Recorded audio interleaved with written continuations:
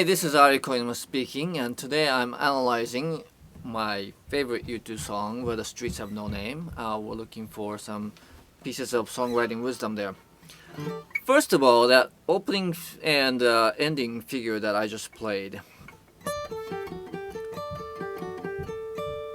Notice the rhythm there. 1, 2, 3, 1, 2, 3, 1, 2, 3, 1, 2, 3, 1. So it's in a 3/4 waltz rhythm there. And notice, listen to the rest of the song, and it's 4/4. So as straightforward as that song sounds, actually they tacked on this ending and beginning section that is in a different meter. How many of your songs have different meters featured throughout? Do you go from 4/4 to 3/4 or 6/8 or whatever?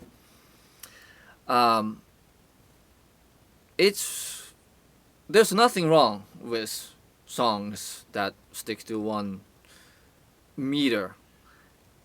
Most of us the songs do, but if you want to make a song interesting, looking at the meter is an interesting place to look. How if you think your song is starting to sound kind of predictable, boring, well, that's a different song. But anyway, stuff like that. Just even sticking to the same chords, sometimes you want to look at to see what it sounds like if you just went to a completely different rhythmic feel.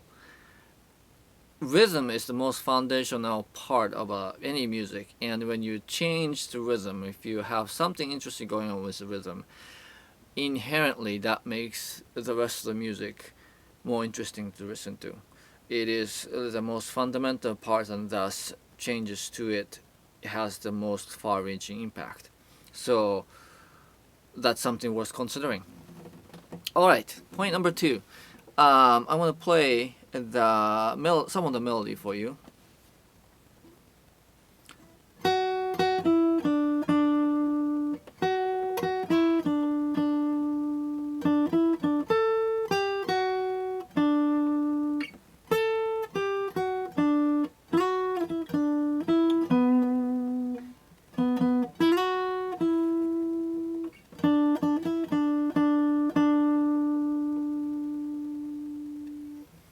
Alright, so that's the chorus melody there. And did you notice about the direction that all the melodies are going?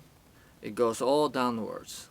Downwards melodies have a sort of a settling, sort of comforting, depending on the situation, depressing or sort of a, de-energizing effect. In this case, in major key, just coming straight up and straight down the major scale, it just has a very nice sort of a settling feeling, and it's really reassuring. And so just think about the overall theme of the song and the feelings you get from that, and that is provided from this melody, this chorus being something that is, has that sort of a wave-like structure where it's constantly going, oh, and you're gonna be okay, and I'm gonna be with you, and you see that just has a sort of a really nice sort of a reassurance to the song, right? So when you think about how the melodic sort of direction affects the emotional content, you can sort of, if matched up with the words and the rest of the music, to really sort of create a sort of that kind of singular message or impression that you can create in the listening experience. Something to keep in mind. Alright, finally, I'm gonna sing a little bit of the chorus there again. It goes, let's see. Where the streets of no name, where the streets of no name, still building them, burning down love, burning down love. And when I go there with you, where the streets have no name.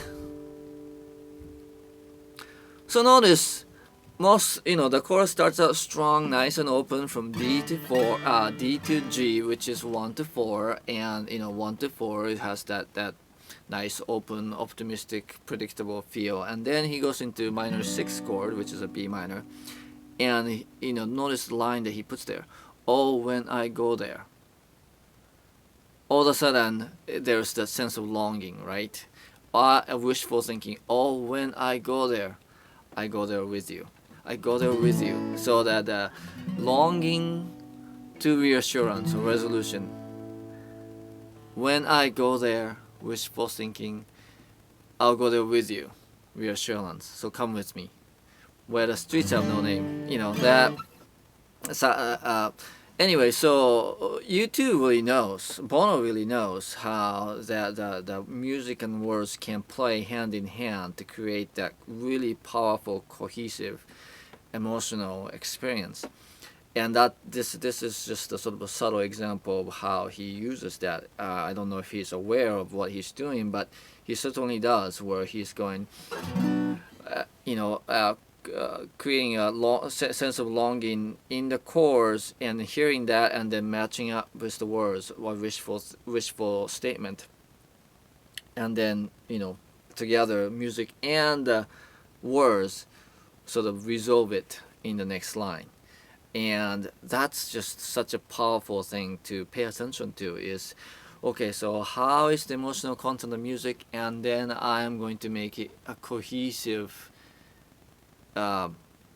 move with the words. Now, if the words come first, then you can do the same kind of thing with the music. But again, you want to pay attention to both, and that's such a missed opportunity in music, is that cohesion between words and music. They don't always have to be the same thing exactly, but cohesion, work together, hand in hand, complement each other.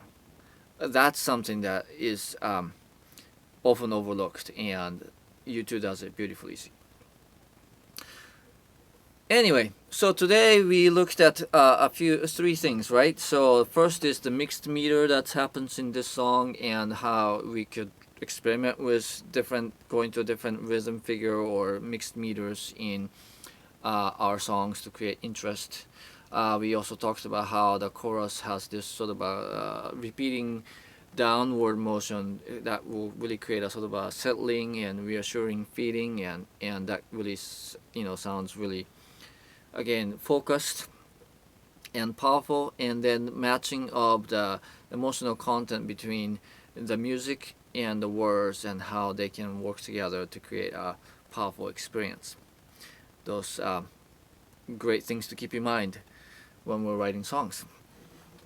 All right, thanks. I will watch you. Okay, so thanks for watching, and I will catch you next time.